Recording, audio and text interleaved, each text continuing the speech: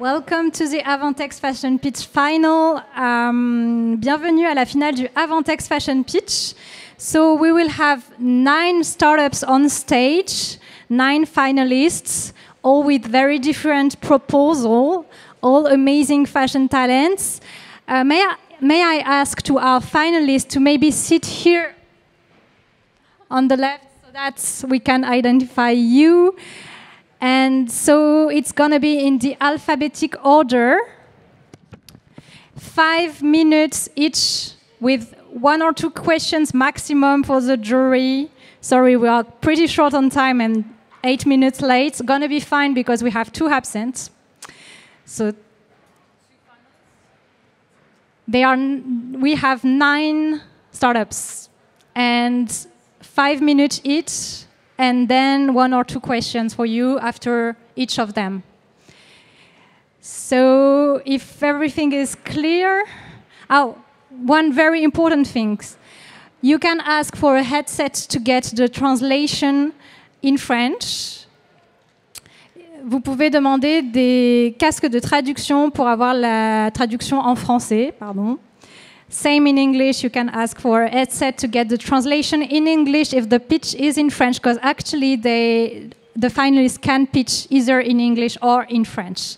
English is always better since we are an international event. Okay, so the first startup is Idea Lounge.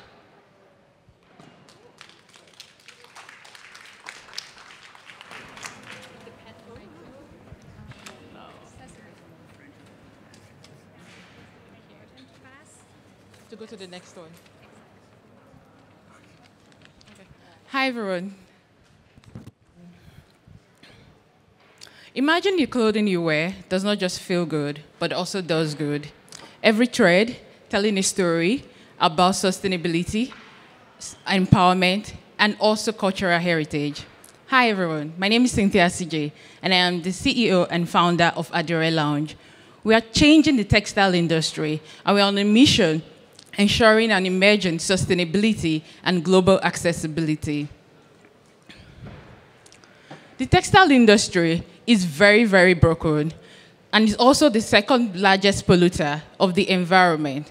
Millions of tons of waste are generated yearly. Underserved artisans and rural farmers lack access to global supply chain, while over 114 million tons of agricultural waste, like bananas, are discarded yearly. At Idea Lounge, we create sustainable textiles made from banana waste using these fabrics, while also empowering African artisans and farmers, ensuring that they have sustainable livelihoods and fair wages. Our customer segments are fashion designers, interior designers, and retailers. We offer eco-friendly fabrics that tells the story of sustainability and also heritage. There's a growing global demand for sustainable products. Consumers' demands are changing. The total addressable market size for the global textile industry is 961 billion euros. The ethical fashion market is projected to be 15 billion euros by 2030. At Idea Lounge, we've gotten so much traction. We've been featured on notable media publications. We've won awards for our textile innovation. We have 3,000 customers from 40 countries with 300,000 euros in revenue. It's very clear why we will win. We have very competitive advantage. We turn agro waste into textiles, use plant-based dyes, incorporate fair trade policies, and also indigenous designs. With this holistic approach, we're able to differentiate ourselves from our competitors. Our team has deep experience in fashion, technology, and sustainability. I have over 10 years of experience as a textile designer, while also one of the founding members of Fashion Revolution Africa, and have experience in international marketing and sales. My co-founder, Sarah, is an agricultural engineer with product experience in building scalable products and user experience. Our model is very scalable. We operate a B2B, B2C model. Our lifetime value for customers is 7,500 euros, and our cost of acquisition is 25 euros. Come join us as we revolutionize the textile industry by merging sustainability, heritage, and global accessibility. Thank you.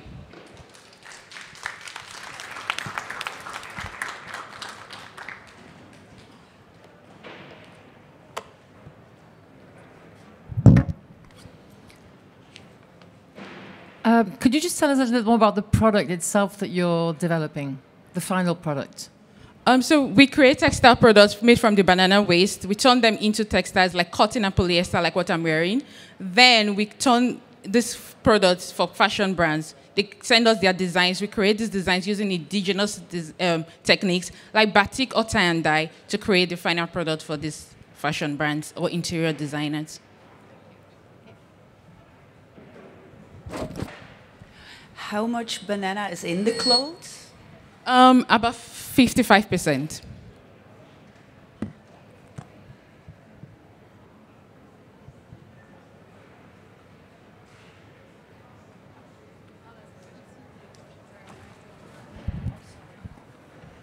Can I just check, where's the distribution of your customer in terms of geography?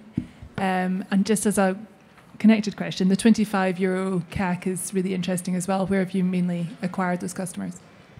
So when we started out with, for the first question, our distribution of customers is mainly in Europe and North America. We have fashion brands and interior designers. We also work with fabric retail stores where we also distribute the products to. So it's mostly in Europe. So we have customers in France, we have customers in Greece, Italy, and also in Germany. Then for our customer acquisition, when we just started, what we were able to do was we worked with She Trades, we created like partnerships that has like platforms of over 50,000 fashion brands. And with that, we were able to get in with that to be able to get more customers who knew about us. And that's why our CAC is very low.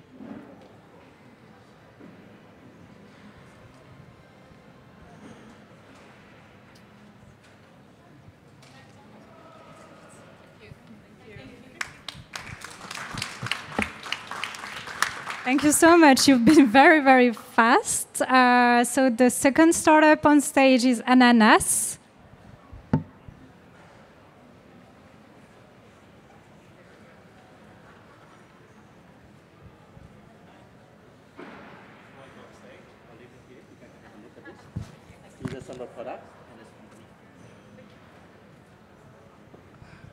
Hi, how are you? Yes. Well, first time I'm pitching. Thank you. Nice to meet you all. I'm from Vietnam.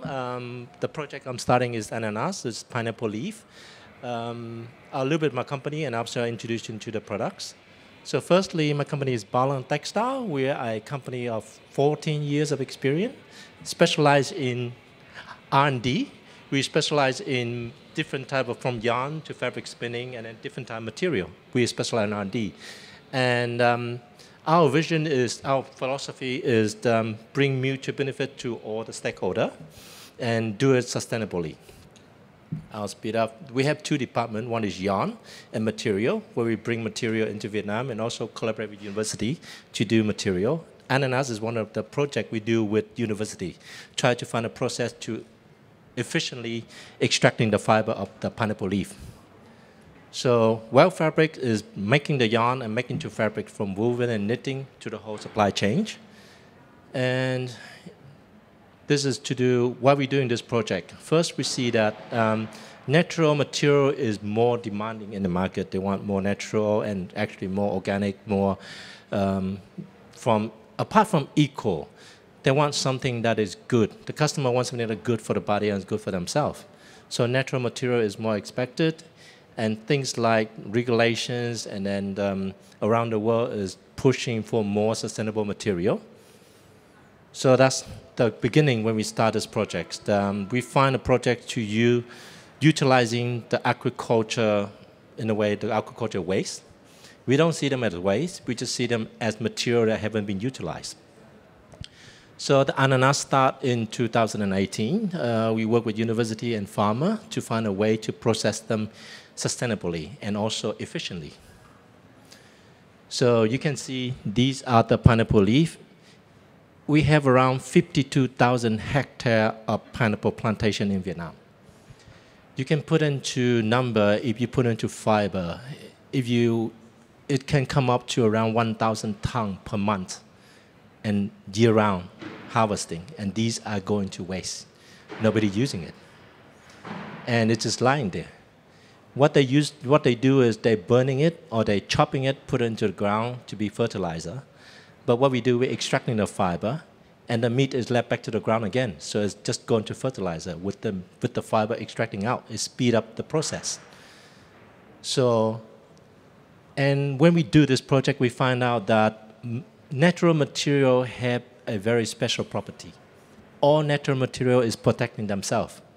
Leaf, plant, animal, they're protecting themselves and their photosynthesis, right? On the leaf, what they have, one of the biggest property is antibacterial, because when any kind of tree, when you cut them, they heal themselves. So this property, when you extract without using chemical, is still in the fiber. So one of the biggest property is antibacterial. And when we have the antibacterial, we test for odor control. So there's 3 kind of smell in our body. The common smell is have around 7 to 80% for odor control.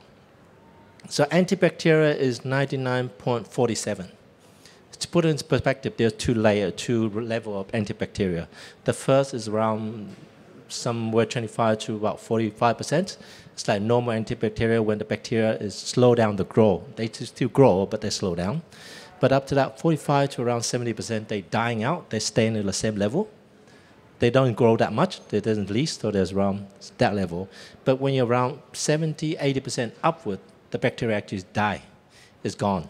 Slow down, right? So we test on 1 hour. We test on 24 hours. We test on dyeing fabrics. So the level stay the same. The antibacterial after dyeing also. And, oh, sorry. I will back a little bit. This is how we do it, the process. Sorry. The pineapple is harvest, the leaf we extract it, wash, dry. After that, we cut them. We cottonizing using machines like in yarn factory to open up the fiber, cut them open fiber, make them to yarn, into fabrics, and then can also potentially become woven, knitting, and non-woven fabrics.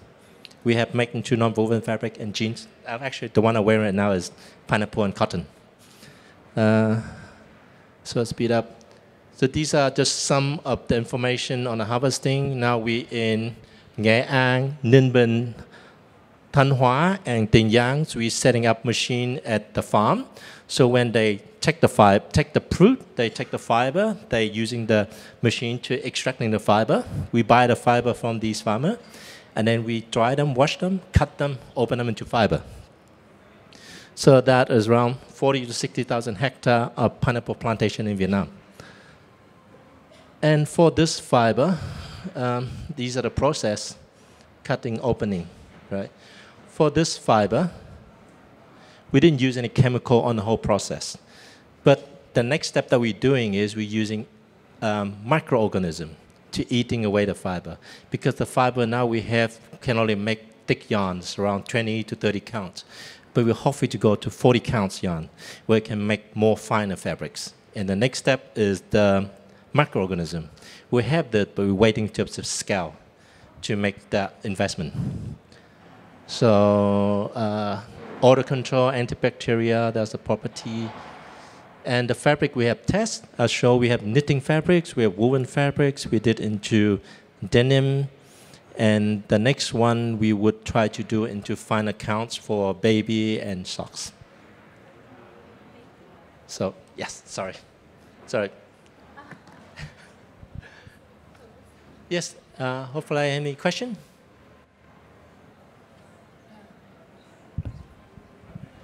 Yeah, thank you. So what is the maximum percentage you can acquire, get? We have, for efficient productivity, 30%. If you go 40%, it slow down the production. 30% of pineapple, everything is all good. Okay, so you blend the rest, 70% with cotton, yes, linen, okay. We have an idea, try to blend around 50% cotton and 20% or 10% cellulose, because cellulose fiber is thinner, then we can add more percent of pineapple. Gotcha, okay. That's our idea we try to do next. Because cotton, the thickness is quite thick, and pineapple is thicker. And you need a certain amount of fiber to be on the yarn. Yes. Is the product in R&D, or do you have clients for the new fabric? Yes, we have. We actually have one Japan client now order around a first lot to be on the shelves, around 8,000 tons. Oh, no, sorry, 8 tons, not 8,000, 8 tons to try on denim. We have several other, not to brand, we work to vendor like TAL, to apparel, and then high fashion. They have sampling, they're testing for the client now. But the main important thing what we try to reach is, those two things we try to reach is certification and verify. We have an LCA we done and should be released in October next month, when LCA for the whole process. And after that, we're doing a regen agri for the fiber. Still waiting for the pricing from the regen agri to get the certification from that. And after that, hopefully it'll be on. Yes. On a kind of social dimension and HR, how many people do you employ, and can you tell us a little bit about them? My company, we have around 30 people, 20 people, mostly, well, we have more R&D people than HR. We have one PR manager. We have 5 people working on the fiber. Mostly we do with the farmer will do themselves. The factory about 5 people, and 4 people in R&D, and the rest in administration and warehouse. And how many people do you indirectly employ through the farmers? Any idea? A lot, a lot. So we don't work direct with farmer. There are farmer organizations, like 10, 20 farmer. They put together as one organization. What we do is we investing machine for those farm organizations, and whenever the farm is ready to pick up the fruit, we get around 10, 20 people, depends on how big the farm is, they will pick it. So it depends on the size, and they work while the plant is available. So they're not full-time, they just work when the season comes. Yes. Yep. Can the fabric be recycled?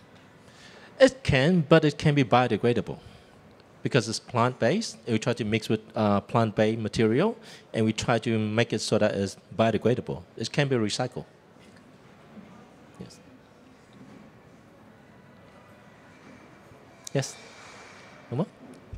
Thank you. Thank you. Thank you. So our next startup, sorry for cutting you over. I really want to be equitable with the others. And the next one is CQ Studio. Yeah, it might be our customer. I'll give the fabrics here. You can have a look at it later. Hi everyone, my name is Cassie Quinn. I was once an embroidery designer turned material innovator, and I'm here to tell you how we're trying to help the fashion industry shine sustainably.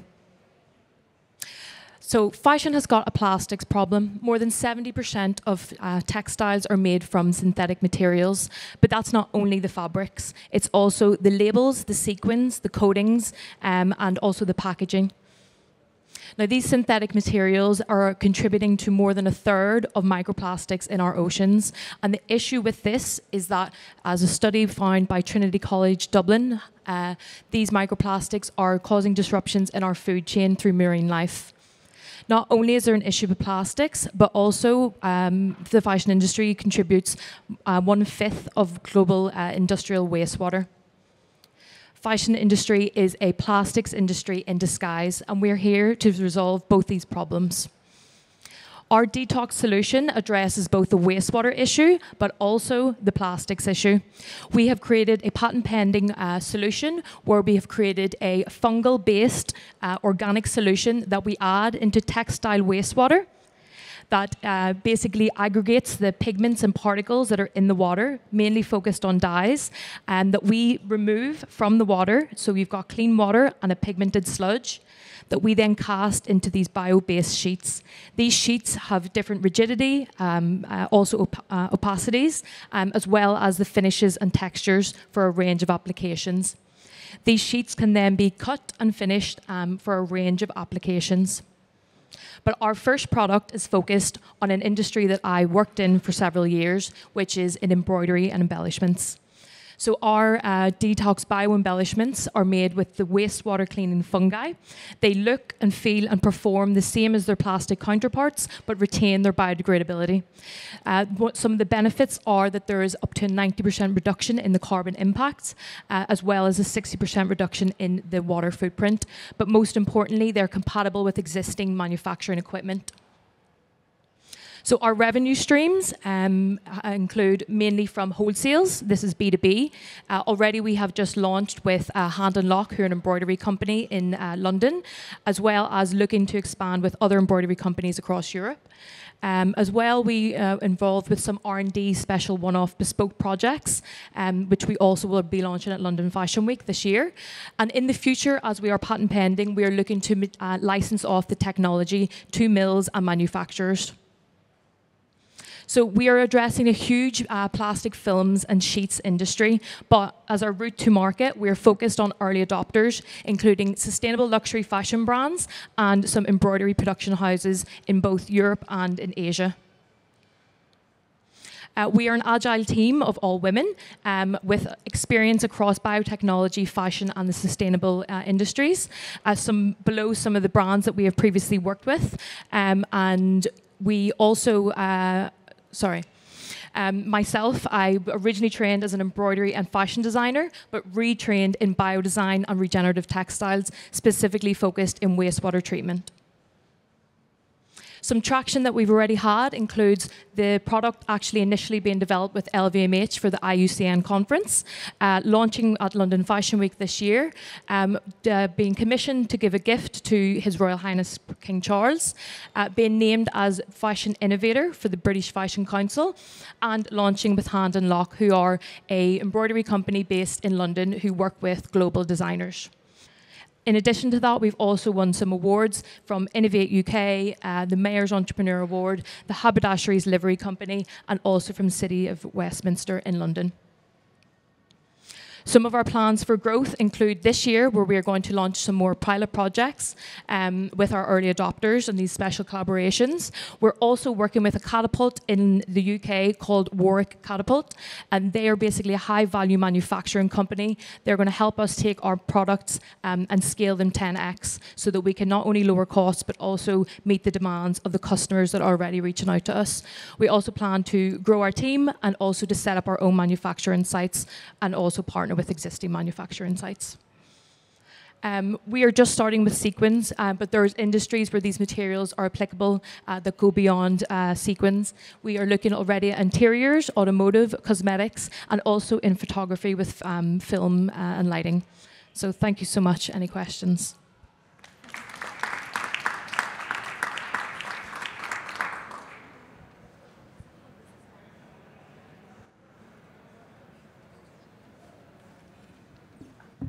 Thank you so much for the pitch. Are the sequins washable? Yes, so we're currently doing wash tests. We've done dry cleaning tests, and we're now doing sort of household wash tests as well. And just to understand the price comparison Yes. compared to whatever alternative people want to use. They are at the moment more expensive, but that is why we are working with Warwick University. They work with a range of different existing manufacturers. So we're actually looking at the cling film industries as a way to rapidly increase the production of our material and significantly lower our price. We're hoping we're on track to maybe reduce that by 40%. So yeah, that's coming hopefully by the end of this year.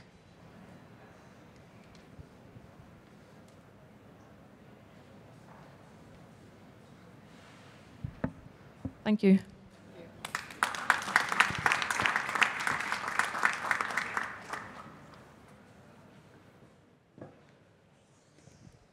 Thank you, Casey. Our next candidate is Delphi.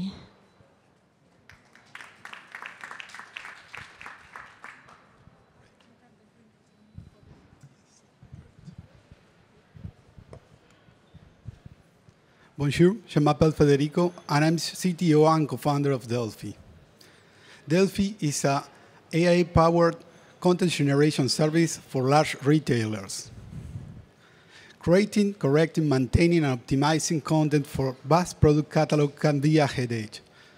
But we also know it's really important for driving sales.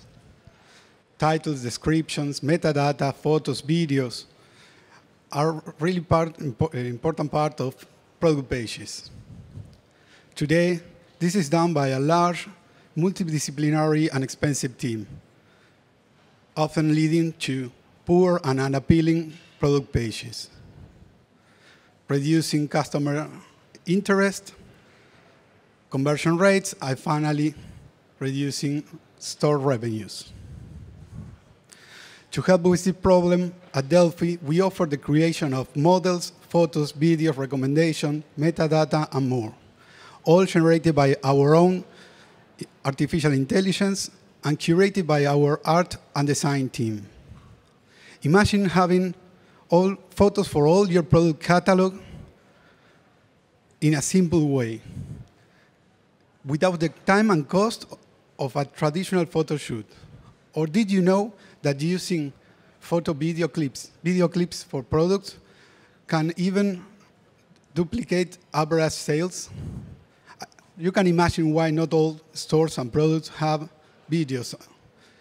They are really time-consuming and expensive to produce. The ability to have your complete catalog updated continuously with accurate, interesting descriptions now is possible with Delphi. Joining me in this vision are Ese and Rafa, my friends and partners. Together, we ventured many times in the past 15 years, building teams and delivering products and services for big companies and retailers. Let me show you some success cases.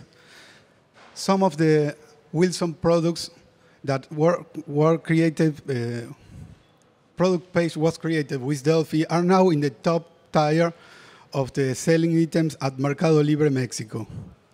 Also, we are happy to announce we closed a deal with Pacto Collective. Pacto is a turnkey circular fashion service for brands. We are helping Pacto to give products a second life. Our business model is a subscription based on volume. As more SKUs we process monthly, bigger the monthly fee is. This is an example: $1 per photo, 7 per video, 25 cents for the data, and 10 for each recommendation. That gives us approximately $10 per product. Let's do an exercise. If we multiply these $10 for 1,000 product collection, an average between 800 Lacoste and 9,000 from Zara, and 4 collections per year, in the middle of 2 from Gucci and 16 from H&M. That gives us a potential annual revenue of $206 million. That is a unicorn opportunity. From Delphi, we're going to change retail fashion market. Thanks. Merci.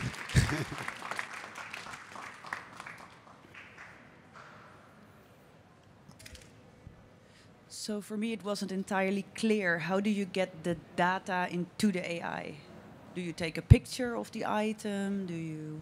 Usually the clients send us an Excel file, for example, or we can connect to the most common e-commerce platforms like Shopify, Vitex, and other ones. So we took the current descriptions, the pictures, and we reprocess it and return augmented. Also, we have a recommender that is a chat agent that gets embedded in the sites to provide the recommendations. And also the process of video and picture generations. It's similar with the metadata and data for the product pages.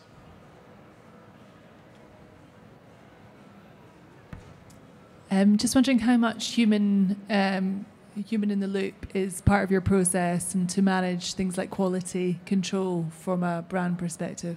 Well, for that point, we have 2 things. We have people in the middle, art and designers, but also we develop a platform that does QA automatically. After generating images and video, it processes and assign a punctuation. And if it does not qualify, it generates again until achieve the desired quality, or just raise an alarm and a person just must check it.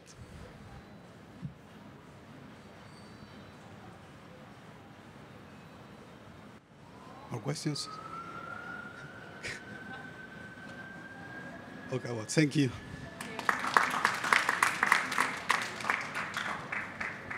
Thank you, very good. So now our next startup is Garment Buy.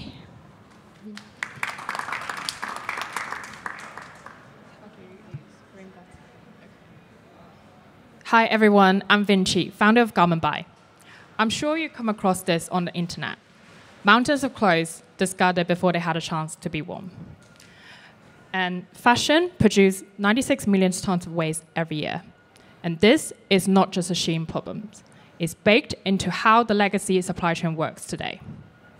While factory force brands into high minimum order and get them away for longer than 6 months, for smaller labels, it's detrimental because it means cash got locked away, longer period for payback, and left with a process that is unclear, slow, and hard to manage.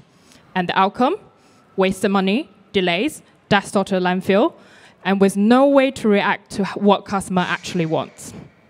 And that's the reality for 70% of fashion SME today. Garment Buy is built to solve this problem. We are building the agile supply chain platform for fashion SMEs. From sourcing to restocking, everything happens in one platform, powered by our agentic AI and agile supply network. Think of it like a production team running on autopilot. It takes care of the admin and brings faster, smarter decision to brands. And so that our customer can go to market faster and release more cash and restock agilely on demand. And here's how it works. Our AIs keep supply chain running in sync. It reviews tag packs, create and match suppliers. Can you guys hear me okay? Okay.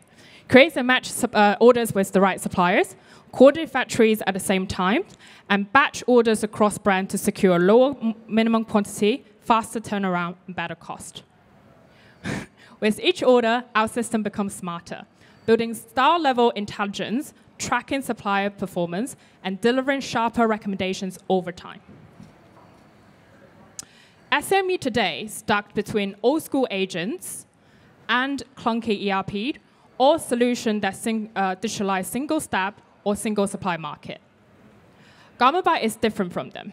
We are an end-to-end solution combining AI intelligence and a global agile supply networks to deliver 50% faster to market, 50% more cash efficiency, and giving back smaller brands with full control and scalability they never had before.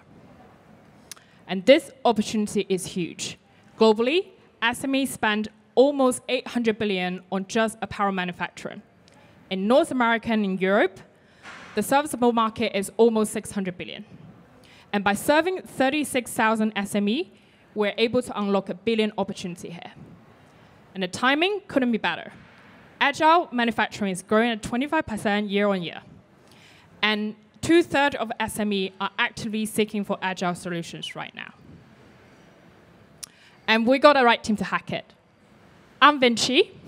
Not sure why it's giving me little typos. I'm Vinci. I actually lived the pain points from launching my collections, working with designers to launch my first made-to-order brand before Garment Buy. And Anna has scaled a student platform to 1 million ARR. Johan, my school friend, he's built and scaled and exited a multi-million franchise anchored by supply chain. And Han, he's an ex-Amazon engineer, has shipped AI product at speed, and also grew up really closely with garment manufacturing. So we are lifetime friends, 10 founders together, combining real first-hand fashion experience and also proven AI product expertise with native access to 2 biggest supply hubs, China and Romania, to scale our network really fast. And our model is simple. It's free to start with 10% commission on every order, plus an affordable subscription to unlock retention-driven features. And this helped us to keep acquisition costs low, retention high, and remove barrier for all sizes of brand to launch and scale with us. And our traction is already here. In just 3 months, we secured 5 paying customers with 30 in the pipeline, and we've onboarded 50 agile suppliers and working with designer community like UAL to reach 10,000 designers from next month. Great. Anyway, we think creativity didn't die from designer running out of idea. We think it's the outdated supply chain that blocked them from it. And at Garment.by, we want to change that. We want to build an infrastructure that empower the next generation of fashion brand to protect the creativity and make fashion actually smarter and more sustainable. We truly believe this is the first in a generation time to reform the supply chain from bottom up. So please join us making it happen together. Thank you.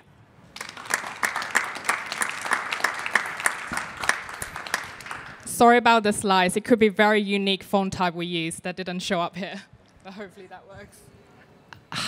Thank you for your presentation. How do you ensure that you're matching the right level or the right expertise in the SMEs with the different designers or the brands that you're working for? So how do you do that matchmaking? Really good question. So that's one of the agentic AI that we are training. So basically, we get the AI to read and analyze millions of tab packs and understand the complexity of the design, the order requirement, and we also get the AI to create and supply orders and to match order supply profile intensive capability, how they how they run an MOQ and all these kind of order requirements. So we push that first recommendation set to designers, and the designer can then choose. So there's a layer of decision making there. Can choose the design they want to sample with, and that sent to supply to bid for the order within 24 hours. So it's kind of a layer of tech to help we match the matching process quicker, but also co-piloting with human intelligence and experience to help them to choose the supplier they want to work with. If that answers your question. Yeah, great. And, are your paying customers the small, medium-sized factories, or also fashion brands have to pay as well?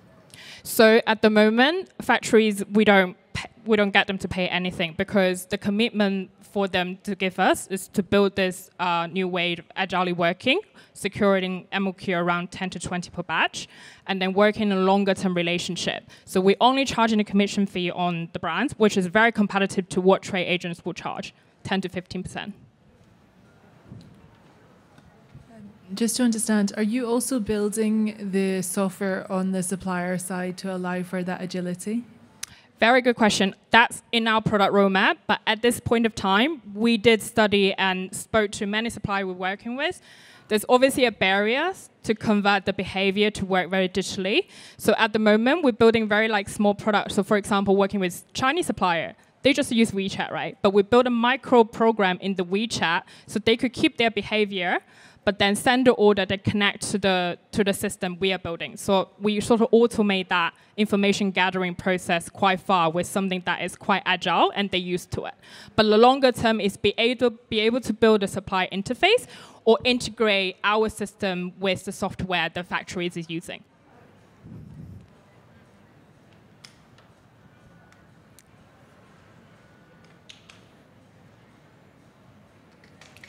Thank you so much. Thank you, and I really want to apologize under the name of the team for your typo, because actually she sent us a very nice typo in advance, but unfortunately it didn't work, so sorry. Okay, so next pitch is GoldenEye.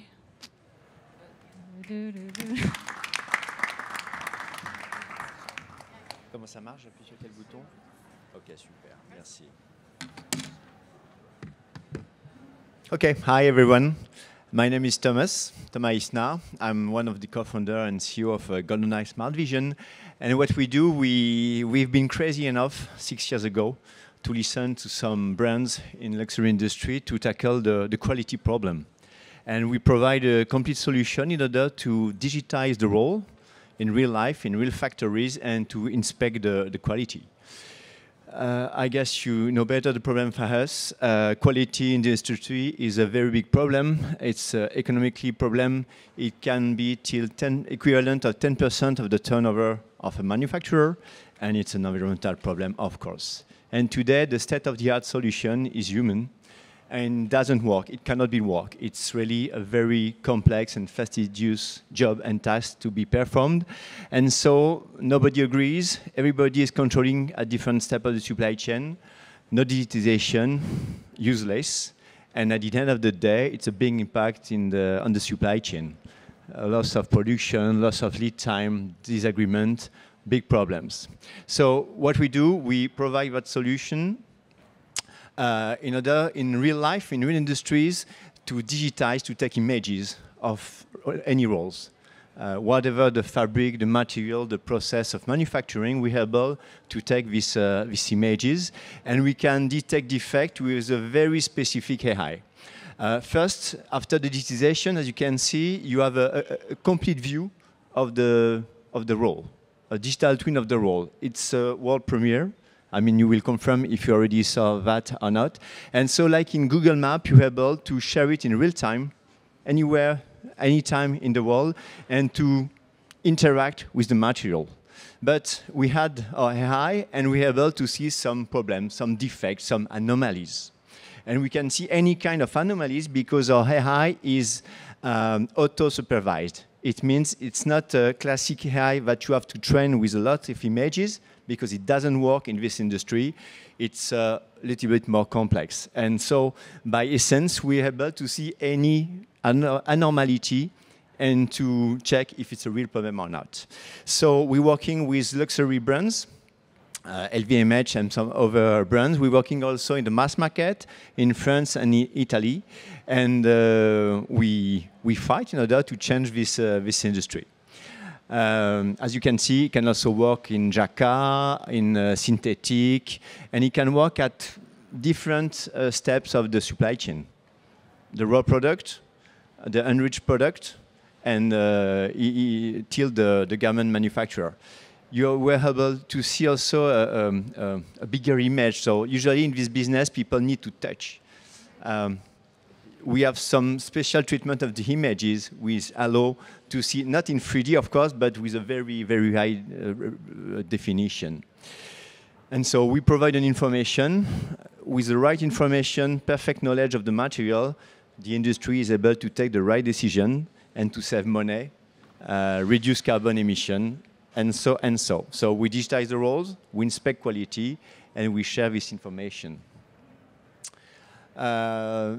We started 6 years ago. We entered in pre-production 3 years ago. We are now in production, and we can see the benefits for the industry.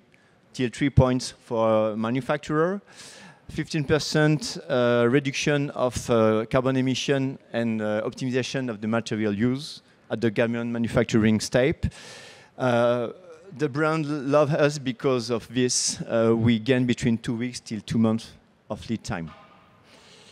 And it's all about, I would say, quality ownership and collaboration to give an objective, standard view of the quality for everyone to share and to be reconciled about. So this is what we do.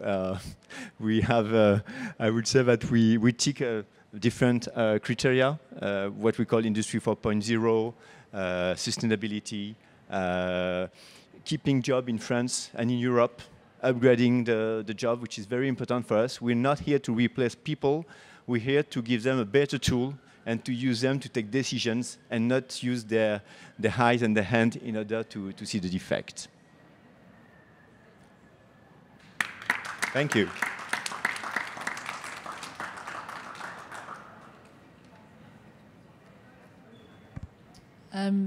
Just to understand what the business model is? We sell the machine, which is an enabler. You said the optronic system, we sell it because in this industry, people want to buy. They don't want to rent, to use according volume. And after, there is two models. There's the hybrid models where the customer pay per use, according to volumes, or a flat fare model if you want to have it on edge computing. We have two approaches, two architecture. One is totally fully cloud, and the other one is hybrid with local. So we adapt to the business model and to the constraint of our customers. Who actually buys or rents your machines? Who? Yeah. Factories. Factories that belong to big brands or not. I will give you some names after if you want. So they're major factories. Yeah, sure. The brands are sometimes subventioned, financing because there's a strong return on investment for them, but we install them in factories. Mass market and luxury. I insist on that. We don't want only to work for luxury, even if the fit is perfect. We also want to be here for the mass market in order to help the industry to gain some market shares and to be more, I would say, profitable. It's more dodgy for the mid-market. Sorry? It's not as simple for the mid-market. The market's in between, right? Yeah. Thank you. Thank you. So you say you reduce waste with 3%, but how do you reduce the waste then? No, we reduced, we optimize the bottom line by 3% for a manufacturer. We reduce carbon emission by 15% because we produce the same amount of garments with fewer material, because at different step we are able to say, okay, you can work on that or not, you can print on that or not, you can cut on that or not. And today we have different use case. Very important to mention that, and the earlier in the process we are, the better it is for all the industry. And so we can reduce till 2.5% the procurement of raw material from China, which is already a lot. And at the garment manufacturing, we save 15% material. We have a first customer with Loewe in Italy doing that, and this is the result that we have since 1 year.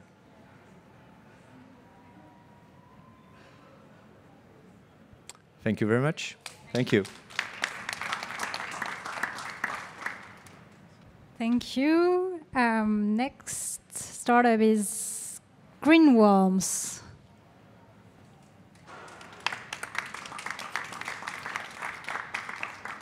Please come on. Yes, you are two, the two of you. Okay, great. So let me check if the other micro is working. Should work. We'll exchange. Hello, yeah.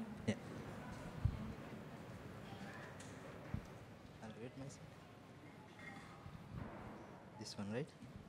Hello everyone, myself Akshay, you can see me there also. So I'm one of the co-founders of Greenworms. So we majorly work on grassroots level, majorly in down south of India. So when you look at the waste, it's very complex. The post-consumer, basically the government, which is the local governments, very decentralized. They will take the ownership of the waste, and the communities which generate the waste, and the brands which eventually make the product. So today I'm going to tell a model of how we, at a grassroots level, able to build this solution. So the problem of the textile waste in the fashion industry is that, and it's not like plastic, you know, the textile has been increasing from a natural to synthetic fibers, and it becomes so much complex that we are witnessing now, but it's blended fibers. None of you, by touching your clothes, can't tell which fabric is it made of or which composition. It's polyester or polycotton or only cotton. And it's really difficult, and there are no technologies that exist at a commercial scale to be able to do that. And third is the recycling rate is very less. Most of the recycling happens on the production waste, not the post-consumer, because the post-consumer, each piece you get, you're not going to be able to tell like what type and what color it is. And the problem with the textile is like we just realized that since last half a decade, this is a big problem. That's why, unlike plastic, there is no industry or investment ecosystem where you have a fund that you can plug and play, you know, to build the resources. And what we do at Greenworms is like, you know, we are a social business. We work with 8,600 waste collection partners where we formalize and give them livelihoods. And we also have a direct jobs of around 895 direct jobs, 845. And what we do is like we provide safety, dignity, and all. Unlike the manufacturing where you have a safe working condition, this waste is very complex and it's contaminated and there's no safety. So what we do is like we collaborate with our governments. We do the whole from collection to the disposal and creating livelihood. On the other hand, we work with the brands, helping with the compliances, voluntary offsetting, and procure of recycled materials. Yeah, I think we did a great job in terms of just think like from a post-consumer perspective, we were able to divert 100% of the collected textile waste. So what we did is like we employ these waste collection partners we already have to collect the waste separately, because when it comes in a mixed waste, it becomes more complex and contaminated. And one great story is like 100% we were able to, divert from the landfill or open dumping. So my colleague will take it forward. Yeah, so here we built a textile value chain, but how do we divert the post-consumer textile waste? So we have about, we are giving back to the local communities by about 17% of reuse and repair systems. We also have a resale system in place as well, and the others goes to recycling partners. And what is the impact we have achieved so far? So we have 2 textile recovery facilities which handles 250 tons per month with the capacity, and 45 direct jobs just in sorting and recycling of textiles. And what are we trying to achieve by unwasting fashion? So 5 to 10% of extra income to waste collection partners, and 100% diversion of textile landfill. And we are trying to reduce poverty and make landfills into livelihoods. And not just that, we have a roadmap for future as well. We have launched something called the Textile Neutral Collective for fashion brands, where they can offset their footprint, and data and design for recyclability for fashion brands in future, and ventures along with recyclers and innovators, and ahead at helping the fashion brands achieve the EPR compliance in the upcoming years. And so fashion is global, and so it's the textile waste crisis. So let's unwaste it, and here is how we do it at Greenworms.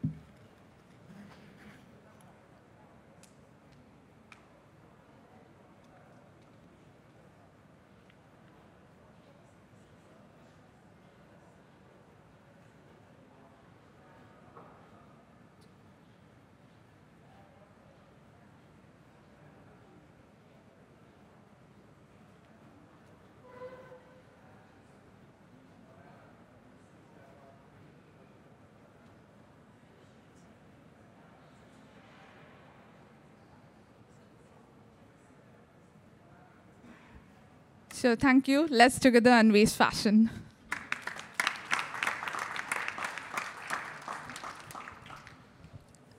Thanks for your presentation. So you work with different plastics, as we just saw.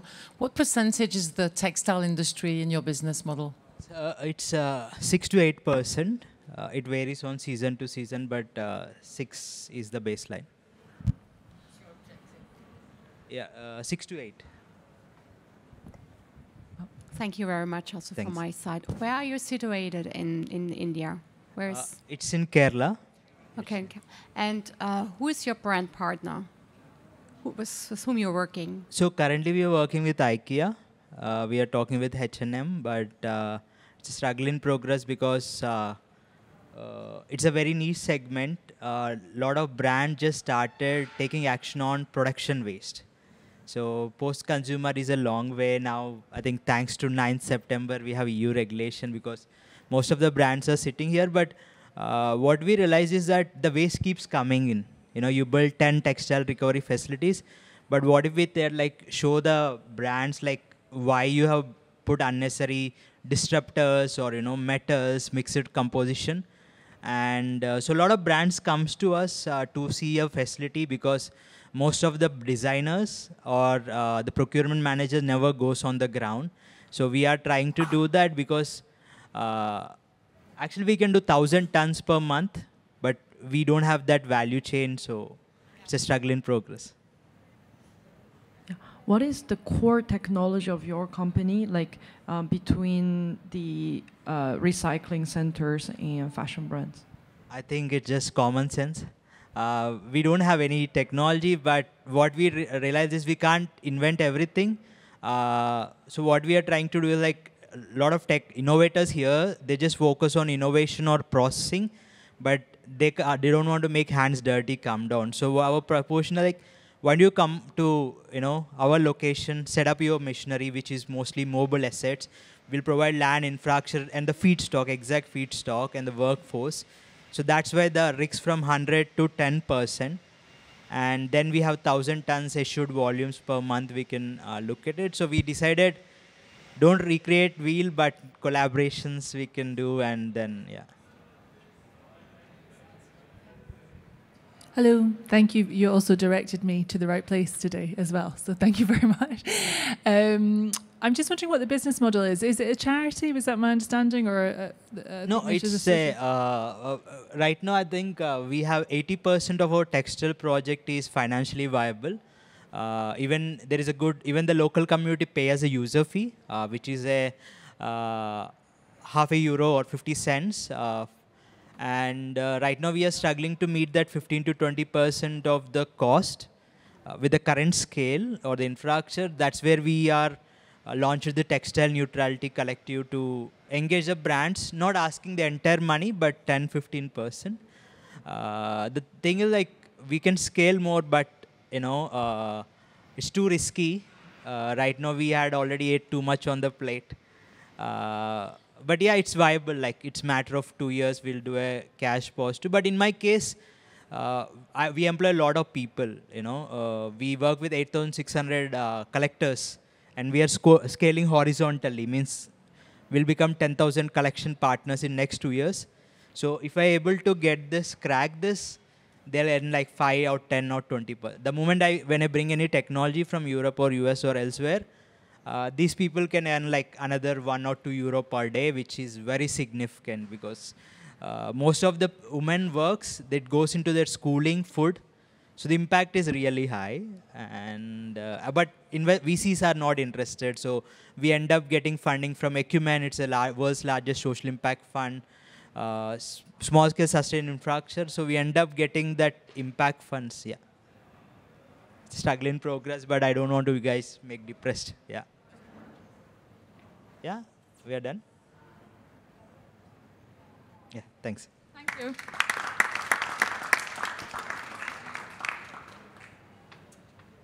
Thank you. Next on stage is Medal. Ce sera en français. It's going to be... you can do it in French, it's up to you. Let's do it in French. Or I let you decide. Okay.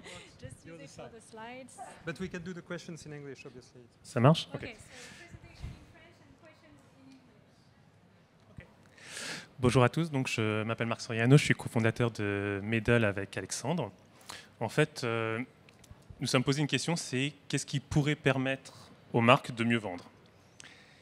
Et en fait, c'est de générer une émotion, et c'est là-dessus qu'on s'est concentré, c'est de faire en fait des visuels qui vont permettre, via l'IA, donc de générer une émotion, donc pour tous les vêtements et en masse. Concrètement, aujourd'hui, les consommateurs consomment de manière très différente et les marques sont confrontées à énormément de challenges, augmenter leur contenu, augmenter l'engagement de leurs clients, marquer leur positionnement marketing et se différencier entre eux, améliorer le ciblage notamment des utilisateurs. Et donc toutes ces photos-là sont de nous et sont en IA. Les photoshootings actuels ne permettent pas de complètement saisir ces enjeux avec tout le potentiel que l'on pourrait faire. Alors, qu'est-ce que c'est une photo qui crée une émotion? En fait, bon, c'est une réponse complexe, mais globalement, c'est une DA distinctive il faut des mannequins avec du caractère. Voilà, nous, c'est notre principal focus dans tout l'entraînement justement qu'on fait, c'est vraiment ça. C'est des visages avec du caractère, c'est un beau grain de photo, donc c'est vraiment une patte photographique qu'on essaie qu'on réplique. Mais aussi, le prérequis, c'est évidemment que le vêtement soit 100% fidèle. Et c'est à ça qu'on arrive. Mais ce que ça veut dire fidèle, c'est aussi fidèle dans son intégration. C'est-à-dire qu'il faut qu'il soit complètement organiquement intégré dans son environnement et pas simplement un aplat Photoshop comme on peut le voir dans certaines solutions IA auxquelles nous on a été beaucoup confrontés et nos clients beaucoup confrontés. Et voilà, tout notre enjeu, c'est de l'intégrer dans son environnement. Et donc quand on est dans un environnement tropical, la lumière, comment la lumière va se refléter sur le vêtement, ne va pas être tout à fait la même que sur une photo studio. Le drapé ne va pas être tout à fait la même quand on marche. Voilà, quand on voit cette photo à ma gauche, ne va pas être le même quand on marche ou quand elle est fixée sur une photo studio. Donc c'est tout le corps de notre technologie, c'est ça, c'est cet entraînement-là. En fait, comment ça fonctionne? C'est assez simple. On met à disposition des marques une plateforme SaaS. Ils vont modéliser leurs vêtements, ils définissent leurs briefs, ils génèrent les photos, ils les utilisent. Ça veut dire quoi, modéliser les vêtements? C'est-à-dire en fait qu'ils vont mettre des photos en entrée. Alors là, on a pris des photos professionnelles de studio, mais ça peut être des photos prises avec le téléphone portable, très très simple. Et le corps de notre technologie, en fait, c'est ici en fait, où on va entraîner l'IA. On va modéliser, si vous voulez, un peu comme une modélisation 3D le vêtement. Et c'est ce qui permet de l'intégrer de manière organique dans tous les environnements que l'on veut et d'atteindre les exigences de réalisme et de forte DA que l'on cherche après. Ensuite, après, ils définissent leur brief, ils génèrent en quelques secondes ou minutes des centaines de photos s'ils le veulent, et ils les utilisent, que ce soit pour leurs fiches produits, pour leur e-commerce, leur communication, pour de l'A/B testing et autres. Une fois qu'on avait ça, on avait la technologie, mais ensuite il fallait que l'expérience de la marque soit simple. Donc on a pensé une plateforme qui puisse être la plus facilement exploitable, et c'est-à-dire en fait il ne fallait pas que les marques changent leur manière de communiquer. Donc en fait elle fonctionne comme si vous parliez avec votre photographe. Donc vous décrivez le mannequin et votre DA, tout simplement, ou vous avez trouvé sur Pinterest des photos d'inspiration que vous voulez, vous les mettez, et ça va générer des photos qui vont respecter le vêtement dans l'esprit de ces photos d'inspiration. De la même manière, après, on a évolué, où en fait, vous pouvez mettre tout un set de photos et générer des campagnes cohérentes entre elles par la suite. Donc c'est ce qu'on montre ici en fait, toute la problématique qu'avaient les marques avec lesquelles on travaille, donc généralement des grands groupes avec plusieurs milliers de SKU, c'est de pouvoir faire du volume. Donc c'est bien beau d'avoir une belle photo, mais là l'idée c'est de pouvoir industrialiser l'expérience en fait. Et là comme vous le voyez, on va pouvoir sélectionner une centaine de SKU pour la marque, et elle va générer une campagne complètement cohérente. Donc là typiquement c'est dans un environnement parisien. Ou bien une photo studio cohérent avec le même fond gris et le même mannequin. Et voilà, et tout ça complètement cohérent, et on peut en faire sur 10 articles, sur 100 articles, et ça va être quelques minutes. Et donc ça, c'était le premier étage, c'était vraiment la belle photo. Le deuxième, c'était pouvoir industrialiser et faire du volume. Et le troisième, et ça c'est ce qu'on fait avec des groupes de plus grande taille, c'est de pouvoir faire maintenant de l'A/B testing. Maintenant qu'on peut faire du volume, c'est quelle est la bonne photo pour la bonne audience. Et on a développé un outil justement de machine learning qui permet de comprendre et de choisir quelle photo va marcher en fonction d'itération auprès de son audience. On l'a fait pour des newsletters notamment. Et donc là, dans l'exemple, typiquement, est-ce que la fille doit sourire? Est-ce qu'elle ne doit pas sourire? Est-ce qu'il doit faire beau derrière? Est-ce qu'elle doit être blonde? Est-ce que ça doit être une femme noire? Voilà, tous ces éléments-là, en fonction de l'audience, en fonction du vêtement, notre outil va comprendre et pouvoir offrir la meilleure photo et celle qui convertit le mieux. Et donc c'est ça Medal en fait, c'est une solution véritablement économique, donc flexible, scalable, et qui permet de générer des visuels qui procurent de l'émotion et donc qui convertissent mieux en définitive. Alors juste, on aurait bien voulu faire la démonstration live parce que tout ce qu'on vous a montré, ça se fait vraiment en 2 minutes. On prend les photos, on le fait, mais bon, on ne pouvait pas, donc on peut le faire plus tard si vous voulez, pour ceux qui seraient intéressés, bien sûr. Est-ce que vous avez des questions en français ou en anglais, évidemment?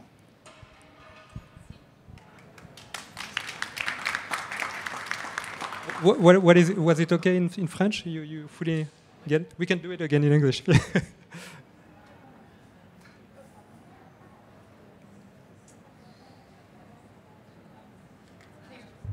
So you didn't get anything in French. No, you can. I'm kidding. The English worked well for me.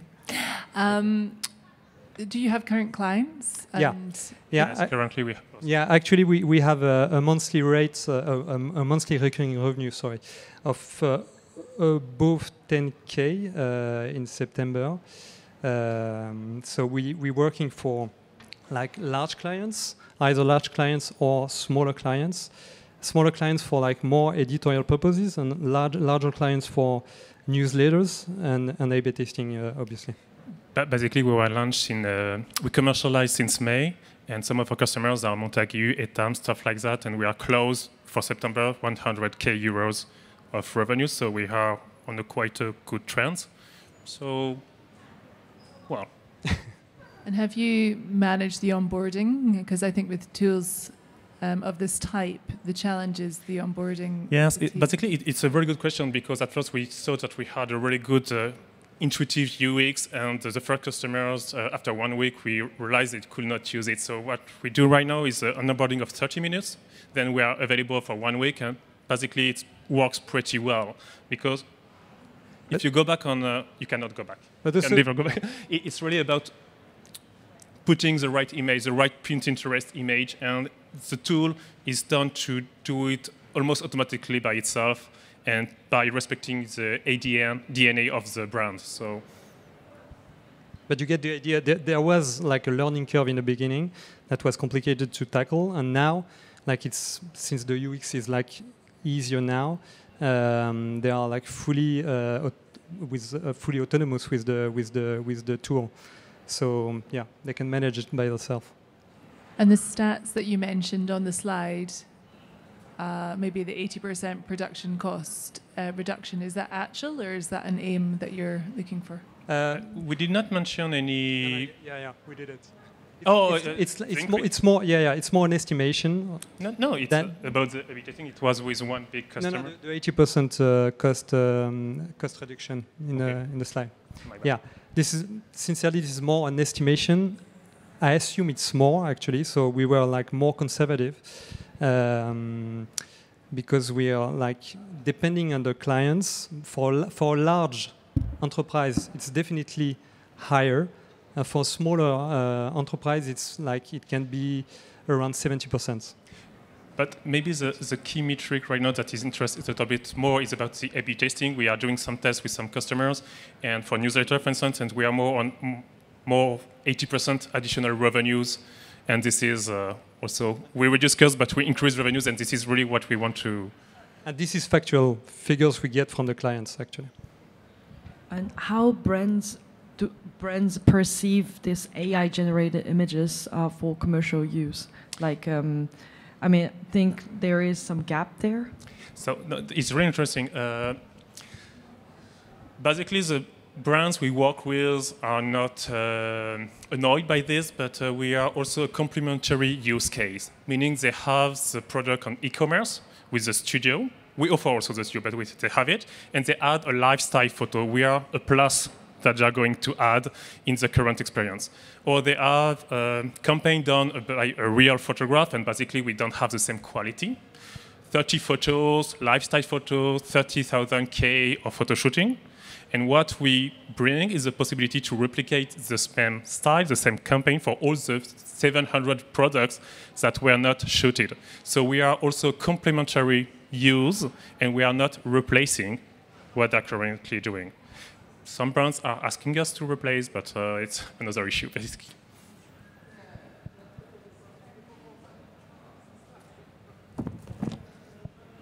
Thank you very much. Thanks.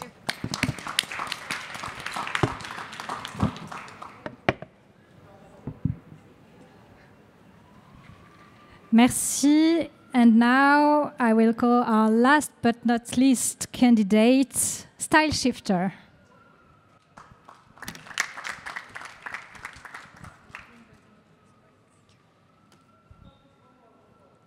Hello, my name is Victoria. I worked in fashion for years, including brands like Chanel, and I'm a shopaholic.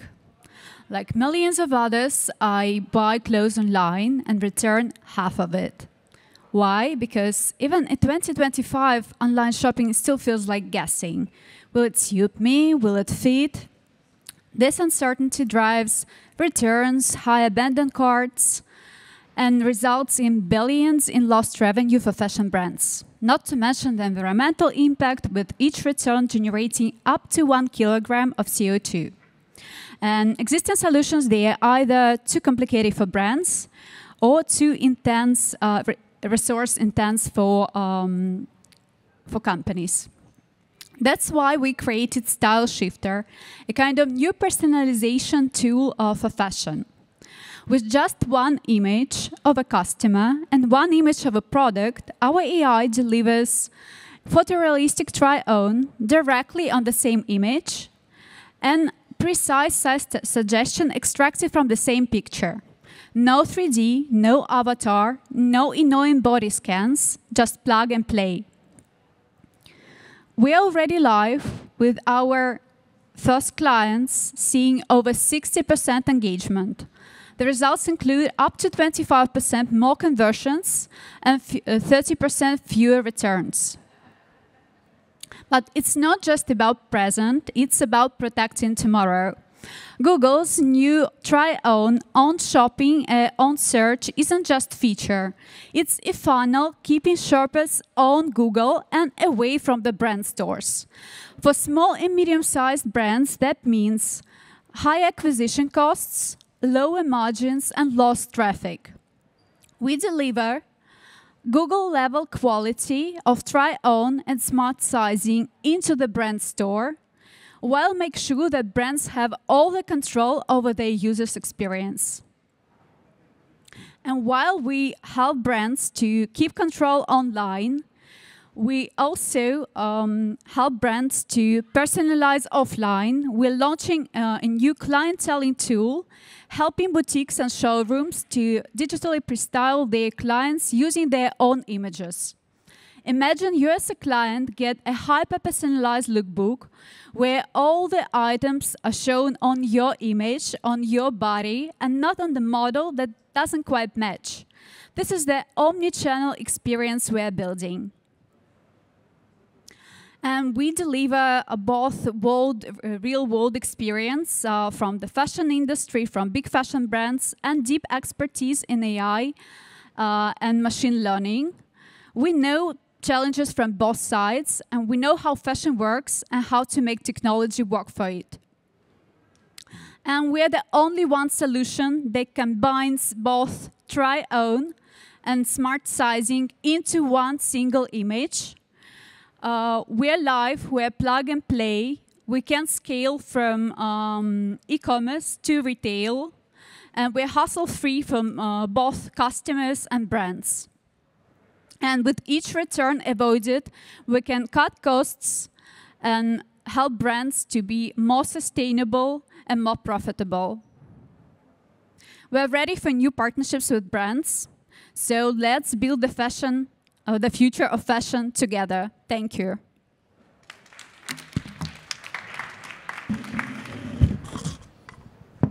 I'm curious about the quality of the virtual try-on.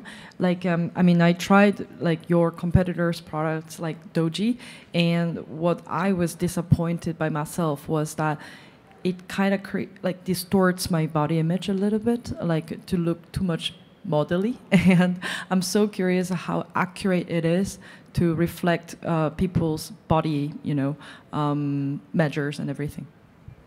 According to A/B tests and our internal testing, it's around 95% accurate in terms of measuring the body, recommendations of the size, and also in terms of visualization, because we're combining two models in one. It's also incredibly credible because I believe there is every third startup in fashion tech nowadays is about virtual try-on. But why not many fashion brands integrate try-on already? Just because I believe when it comes to logo, when it comes to text, mostly no try-on solution can stand. I'm in try-on industry from 2019. we began actually when there was no generative AI, it was GANs, another technology. And since then, like, we switched to Gen AI and we constantly train our model. We have like extensive, more than like a 10 million data set. So that's how we can deliver the best quality to our partners, to our brands. So you're based in Paris? Yes, we have. And how many people work in your company directly and indirectly? We have 5 people. So myself, the CTO, and we have actually the technical team of other 3 guys. They are machine learning engineers and software developers.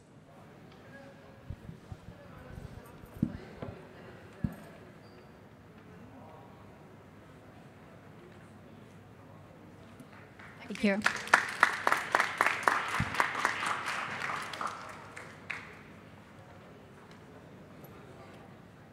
Thank you very much. Thank you to our jury member. And also, I would like you to applaud them because they have the responsibility and its staff to choose a winner among those nice laureates. Thank you so much to all our finalists. So now you have 20 minutes to choose your winner. And during this time, I will introduce our partners. But if you want, you can go elsewhere so that you're going to be very comfortable.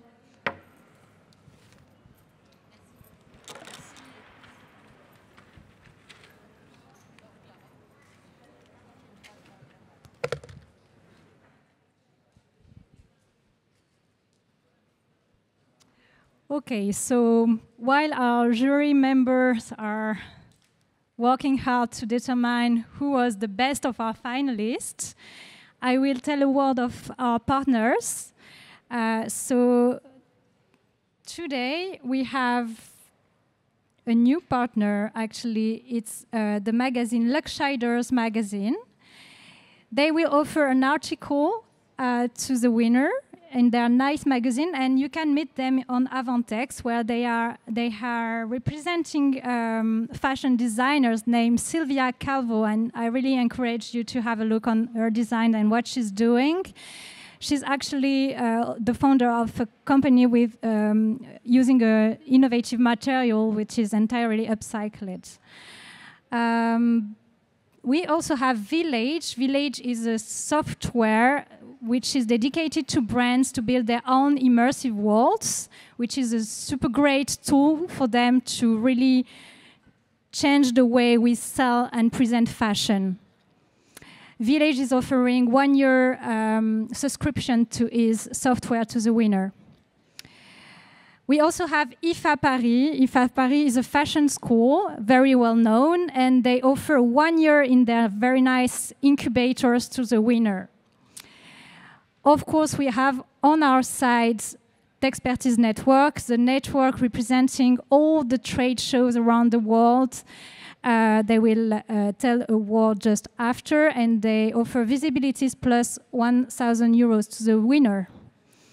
Then we have the Circular Textile Days. I think we have someone here. Maybe Chris, would you like to introduce Circular Textile Days to the audience? Would you like to introduce Circular Textile Days to the audience as you are a partner of the Avantex Fashion Pitch? Not you, because you have to choose the winner, but maybe.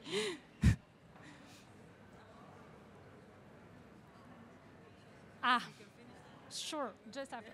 Okay, sorry. Don't want to disturb your program. So just later.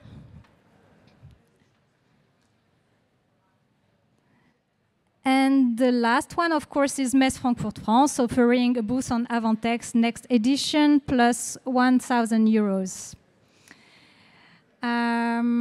So the jury will finish the deliberation at 4:20.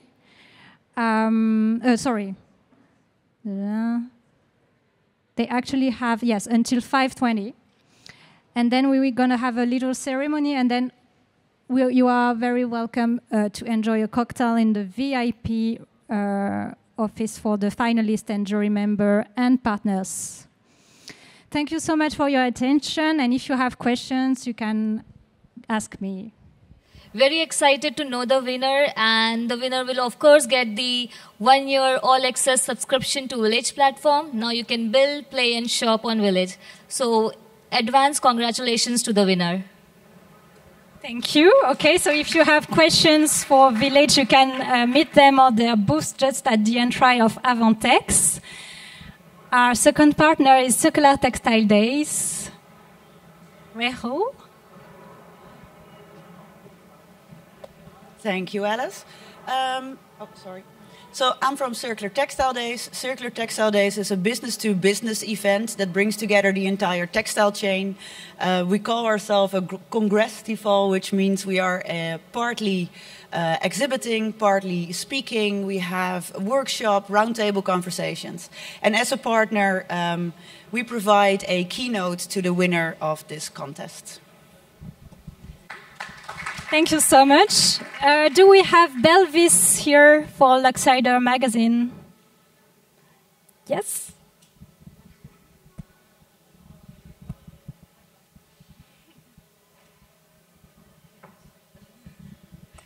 Hello, congratulations to all the finalists. I really enjoyed all the projects, more or less.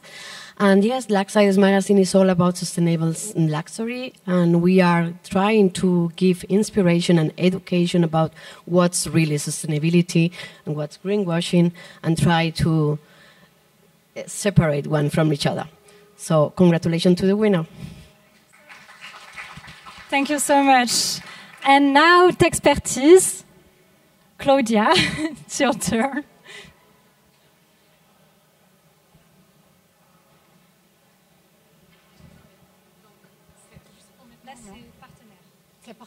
Okay. So, hello everyone. Good afternoon. Thank you very much, Elise. And thank you very much to the great team of TextWorld and the Pirate Sourcing for this fantastic day. And thank to everybody from the participants for this great Avantex pitch. On behalf of Texpertise by Messe Frankfurt, I'm truly delighted to be part of this inspiring initiative. Once again, Alice, I think you did a great job in choosing amazing companies, and as a sponsor and as a jury member, I can say it's very hard to take a decision. Texpertise, I just want to give you a rough overview, is presenting over 60 fairs in more than 13 countries, and we are covering the whole and entire textile value chain. All our events, we put the spotlight on major topics, and such as sustainability especially. And maybe you have joined our Texpertise Ecology tour here today. I don't know if you had the occasion. It was at around 12:30.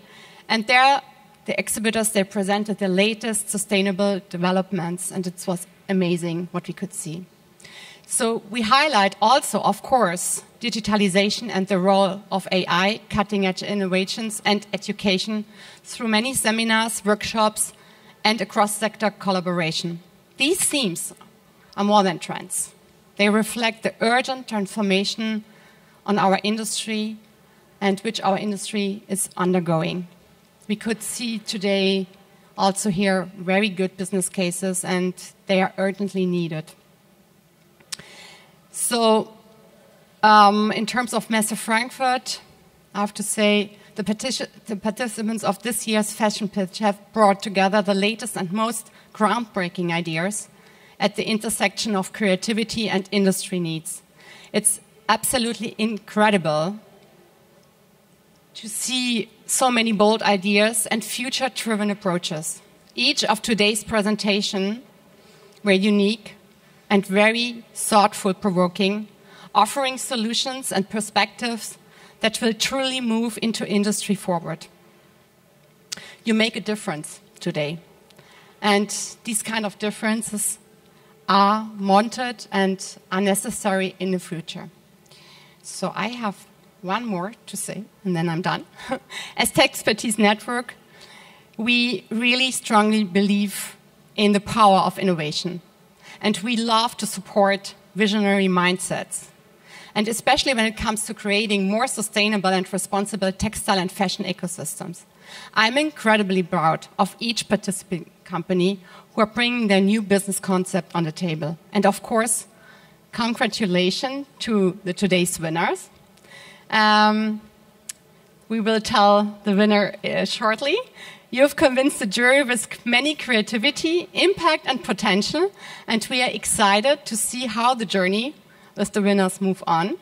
And thank you to everybody involved, and let's keep pushing our boundaries together. Thank you very much. Oh, okay, I have to stay. Yes, you have to stay, and the other jury members are very, very welcome to come on stage to say a word and also announce finally the winner.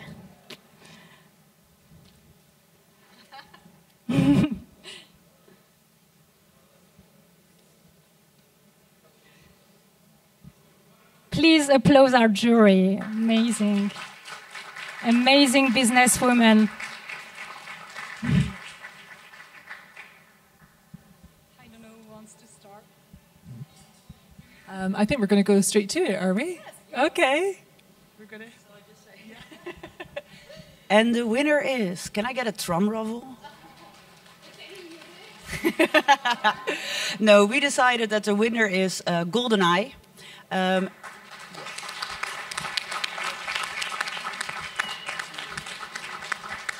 I don't know if you need any further explanation, but from my side, from the sustainability perspective, I find it amazing how much of the reduction you can do at the beginning of the process. And for me, that was worth the win. I don't know if any one of you wants to add anything in that? Maybe a balanced goods project. Exactly. Yeah. From investor point of view, really good commercial project that doesn't only like save planet, but also profitability of the mills. Great. Thank you.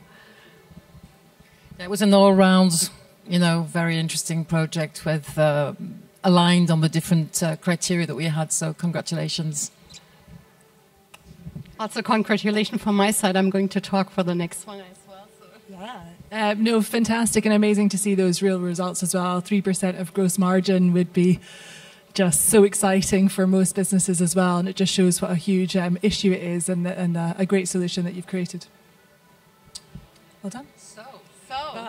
We have a surprise today. Because, as I said before, this kind of pitches and also your business models, they were amazing, simply amazing, and they make a big impact for the industry. And so we selected a second one, which is kind of not the first prize, but it's a heartfelt prize. It's our heartfelt prize. And this prize we want to give due to the fact that Green Worms is doing a great impact also in terms of the products and what you're doing in your region. So congratulations to you. And so what? Now you don't know what you get, So this is the fact with surprising people. So with Texpertise, normally today we would have had an after work welcome reception, but we don't have time today to do this. So this money, 1,000 euro from Texpertise, goes to you in addition. So this is one from the side of Texpertise, and then we have a little bit more for you. So I was proposing to do 3 days consultation free for you between now and a year's time. So I would love to do that if I can be of any help on the fashion side. And from Circular Textile Days, you get a nice marketing package where we can make an announcement for other parties to work with you. Yeah, thanks. I mean, we are speechless, but I think it's a surprise, like when you are trying to do impossible things possible every day. I mean, literally we are not out, like we were guessing like someone would win, but we are here just to tell that like things are messed out ground there, but we are trying hard. But if we change it, the design, I think you are doing that. So we need all together. So it's together. Thanks. Yeah. So thank you very much for this recognition in the name of all the team, because we were crazy enough. We didn't know it was a very complex subject 6 years ago when we started, and we're a little crazy, but we keep pushing. And we, like in shadow, it's hidden. We're very far from the catwalk, from the retail, but the real life, the real production, the real benefits, the real problems are in the industry, and it's a beautiful job. And thank you for putting some light on this gloomy aspect of the production. It's really an honor, and thank you. It changed a lot of things.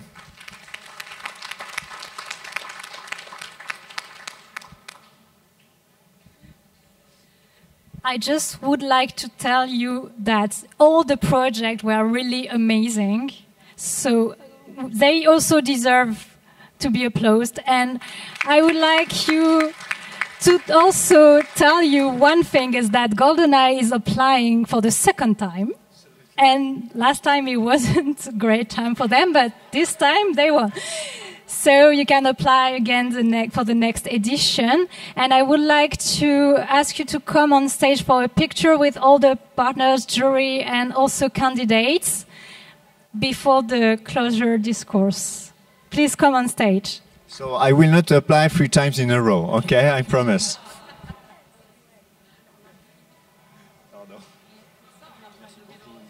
Merci.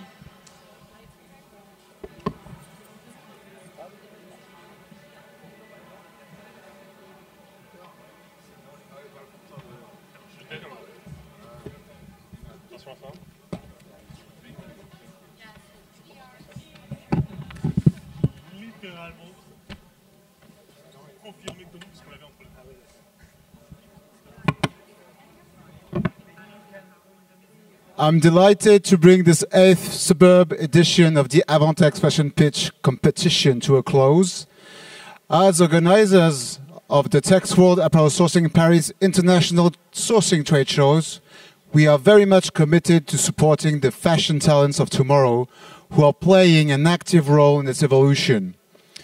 This would not be possible without the invaluable support of our partners, whose contributions each year enhance the scope and visibility of the competition. Please give a warm round of applause to our partners, IFA Paris School, Village, Circular Textile Days, Luxiders Magazine, and of course the Texpertise Network. Thank you for our partners.